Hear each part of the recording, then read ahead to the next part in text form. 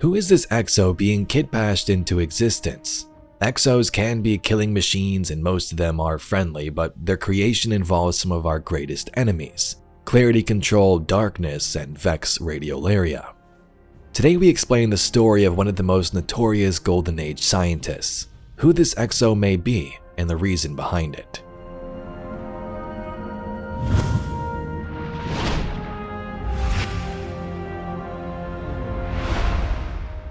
Let's first begin this tale by talking about Chioma Essie. Maya and Chioma the Ishtar scientist have appeared in many Grimoire cards and lore tabs over the years, dating back all the way to Destiny 1's first release. As of late in Lightfall and now in the Final Shapes Echoes, they've come to the forefront of the story in Veil Containment Audio and this season's story. From the Tractor Cannon lore, we learn the first time these two met. Chioma Essie met Maya in their undergraduate gym. They got into an argument about deadlifting. Was it necessary? Was it practical? Why was Chioma making so much noise? Maya Sundaresh just couldn't stand the notion that some things were done for their own sake, not because they had any use. Decades later, they joined the Ishtar Collective on Venus to study the enigmatic ruins unearthed by the Travelers terraforming. Ishtar led to the Vex simulations on Venus, which they released into the network, 227 copies of themselves. Throughout all of their story, both for the simulations and the real Maya and Chioma, they always have been connected, in their research and even in their relationship. Ghost Fragment Vex said, "I miss you. We hadn't been apart for more than a year since we met. I'm not a very good wife, am I? You write me every week, even with all Hyperion's work and all Hyperion's distance keeping you from me, and I act like it's not enough." For a time, Chioma was working on Hyperion and was separated from Maya. They would reunite later around the collapse, and then the Omuna happened. Throughout the whole journey, the two of them remained together. Essie was a brilliant scientist, loyal, and emotional at times. Ishtar came up with many great creations for humanity, but also crossed some ethical lines of discovery when it came to projects like the Veil, like Exos. Chioma, despite feeling uneasy about the whole conductor and Exo thing, really had no choice. She was a part of Ishtar and her lover Maya was too far gone. She was like, okay, we're doing these experiments. Upon Chioma's death, she longed for her love one last time, to find her, and live as they once did. She entered the Vex network according to Osiris. If we learned anything from the Veil, it's that eventually, we all have to learn to let go. So, I made contact with the Vex. I'm ready.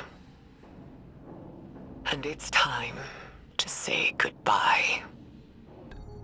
In her compulsion to study the Veil, Maya took no heed of any risks or of Chioma's doubts. Humans under her command died. Exominds were wiped. Maya wanted a chorus that could channel the power of the Veil. And to control that chorus, she built an imprint of herself named Lakshmi. Soon afterwards, Maya entered the Vex network. In a final act, Chioma entered the network herself. Maya Sundaresh was consumed by her desire to understand and her inability to let go. She and Chioma lost everything in pursuit of knowledge. Now that's just a brief summary, there's way more lore cards that go more in depth, but when Maya was in the process of becoming the conductor, she said this. "I ignored and abandoned the best person I knew. I feel foolish, empty, daunted at the immensity and masochism of my own stupidity. It feels stupid to admit I'd always assumed she'd follow me. I realize how naive that is, but I really thought I wouldn't be by myself for long. I thought she was aligned with my vision." In the Glass House lore, which we've read before, one of the last entries from Act 2 a couple of weeks ago, we learned that Maya and Chioma were in the Vex net. I'm not sure if this is copies of them or the actual selves once they died. Regardless, the Chioma here wanted to manipulate the environment to build a paradise and the two of them could live here. The Vex didn't really care that they were there, they let them exist and build different structures. Maya, though, was adamant about searching for the other copies of themselves that live somewhere in this place. The card then switches to a darker tone in a different part, where the conductor operates in an exo version of Chioma. It seems she was trying to rebuild her, or create a new version of her, maybe one that was aligned with her goals. The conductor looms over a shredded exo Chioma frame, dead and inoperable.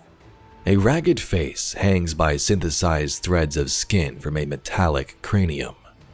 She coaxes the faceplates from the exo's head with a wave of her hand, and then gently lifts a scalpel from the operating table. This one is damaged beyond what a standard reinitialization can handle. Repairs are required. The conductor's metal hand draws the scalpel across Chioma's prosthetic flesh. She drags the skin back from the abdomen and applies a clamp. She trades the scalpel for a syringe and injects radiolaria into the dormant core and cerebrum. The new radiolaria splinters out in every direction. Dormant radiolaria within begins repairing the frame as she operates. See how it assimilates the dormant microbes.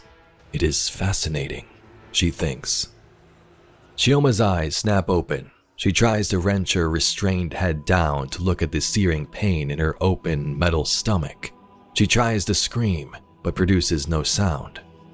Get it all out. When you're done, I have some questions. This entry is crazy considering Chioma was so against the experiments on Neomuna.